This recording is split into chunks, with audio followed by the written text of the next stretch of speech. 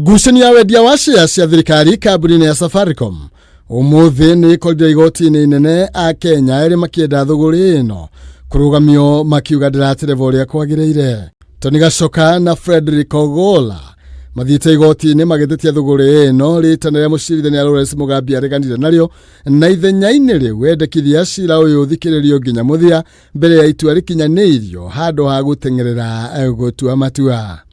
Riaya magwetete minister wa kigina, minister wa ukinyaniria, ruhonge rwa ukinyaniria bũrũri-inĩ, munene wa watho, kambuni ya Safaricom na Vodacom kunyita itemi thĩinĩ wa thũgũrĩ ĩno na njĩra ĩrĩa ĩtagĩrĩire. Mũcirithania Mugambi akĩenda macira macio kũnyitithanio nĩguo kwaga ihĩngĩca matua-inĩ. Doing around 12 trillion shillings.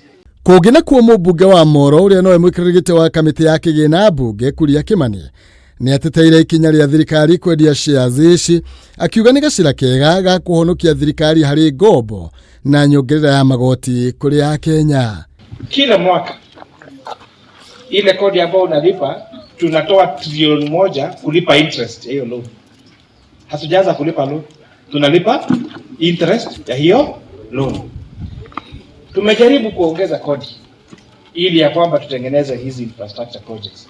Na Wakenya wamesema hapana, ile kodi ambayo tunalipa imetufika kwako, hatutaki kuongezewa, labda tufanye nini? Punguza. Ndio rais na serikali wakasema kama hivyo basi hakuna kukopa zaidi na hakuna kuongezea kodi zaidi, tutatoa wapi pesa kufanya maendeleo? Akasema wewe ukitaka, ukiwa na shida nyumbani na mtoto amefukuzwa shule na uko na mbuzi, unaenda kukopa ama unashika mbuzi yenye uko nayo? Tunashika mbuzi yenye uko nayo. Wendia wa gĩcunjĩ kĩa 15 gĩa shares cia thirikari kambuni ya Safaricom uratetio gĩkundi kĩmwe gĩkiuga nĩ redio raithi na arĩa angĩ magĩtetia kwenderia kambuni itarĩ ya gũkũ bũrũri-inĩ makĩenda thũgũrĩ ĩno kũhingũrĩrwo Kenya kana kũhingũrĩrwo thĩ cia nanja nĩguo kuongerera mbeca. Saa hizi markets, soko, ukienda kununua share kwa Nairobi Securities Exchange utanunua shilingi 29. Kwa hivyo 34 ni bei nzuri ama mbaya compare na the market? Na hiyo ndio sasa, lakini ndio maana ifanyike hivyo. Kama ingekuwa biashara yangu, kama mimi ningekuwa nauza biashara yangu, ningekubaliana tu na ambaye anamuuzia, nimuuzie anipe pesa, maneno ikui.